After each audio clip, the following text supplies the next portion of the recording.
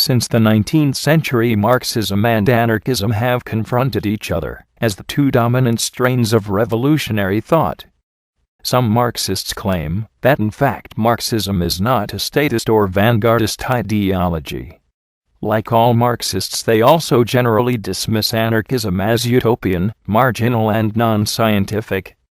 The aim of this video is to show that Marx and Engels were deeply ambiguous on the nature of the state and the party, and that the criticism by anarchists of them were and remain valid. Far from being utopian, anarchism has the same materialist origins as Marxism, and, far from being marginal, has and had a huge influence among workers since the 19th century. As Daniel Guerin put it, anarchism and Marxism, at the start, drank at the same proletarian spring. Since then, many anarchists have, unfortunately, tended to demonize Marx. The genius of Marx and Engels was in the way they were able to combine the materialism of Hegel with various economic theories to come up with a critique of capitalism. Marx's Capital, his major economic work, is a synthesis of ideas from right-wing economists like Adam Smith to socialists like the Irishman William Thomson. One of Marx's main contributions was to popularize the labor theory of value, though he was not the first to come up with this idea. Put crudely, this is the idea that all material goods or commodities have another value besides their actual usefulness, or use value. This value is determined by the amount of labor required to produce them.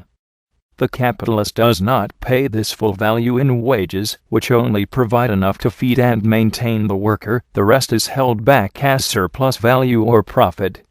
Thus, workers have real material interest in overthrowing capitalism. As well as this, Marx pointed to capitalism's tendency to bring workers together in large workplaces, where they can struggle together. This creates the social basis for labor organization and the realization of collective class interests. Before Marx, socialists were aware that workers were exploited, but they had no explanation of the economic basis of this exploitation.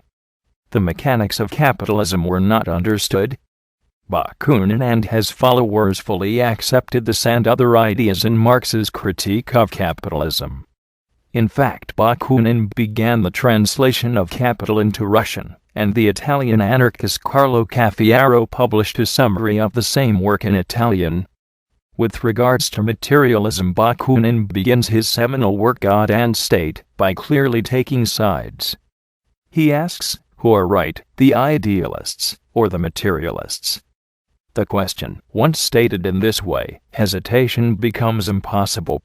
Undoubtedly, the idealists are wrong, and the materialists are right. What are the divisions between anarchists and Marxists?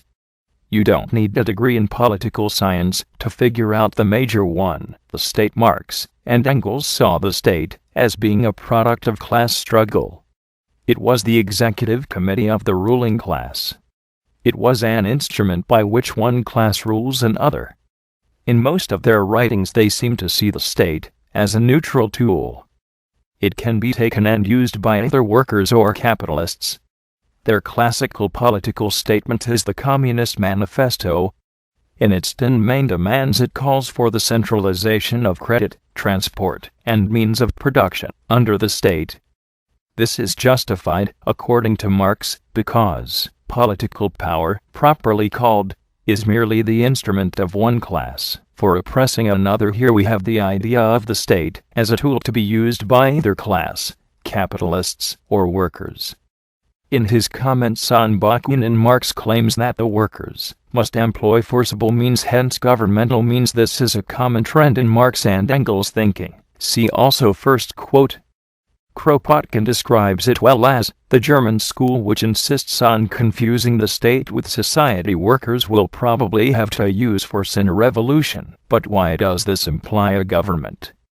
Bakunin vigorously opposed the Marxist conception of the state. The state was more than simply a product of class antagonism. If the program of the manifesto was realized, then a new bureaucratic class based on it rather than the market could arise. This for Bakunin would have nothing to do with socialism. The most fatal combination that could possibly be formed would be to unite socialism to absolutism. Bakunin was right. Getting rid of competition and the law of value did not stop the Leninist states from being class societies. The state embodied the interests of the ruling class and extracted profit from workers by brute force and ruthless exploitation. The state failed to wither away. The prediction by Engels that the seizing and centralizing of property would be the state's last official act, 9, proved to be a sick joke on the workers of the Stalinist countries.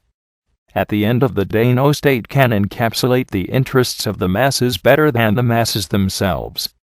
As Bakunin says in The Paris Commune and the Idea of the State, 10, where are those brains powerful enough and wide-ranging enough to embrace the infinite multiplicity and diversity of the real interests, aspirations, wishes, and needs, whose sum constitutes the collective will of the people?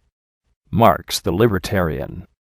Of course, many libertarian Marxists will point out that Marx and Engels did sometimes move beyond the position of the Manifesto on the state. After the 1848 uprising in Berlin and the Paris Commune of 1871, for example.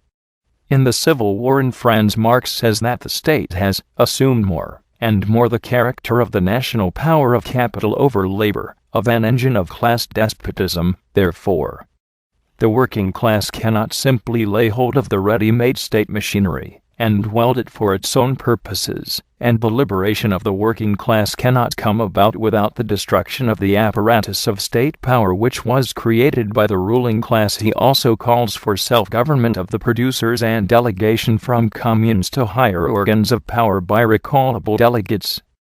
However, even here he fails to outline with any precision the forms of workers' self-rule which might emerge, the ideas of workers' councils, militias, collectives on the land, etc., all of which are taken up by Bakunin in Letters to a Frenchman.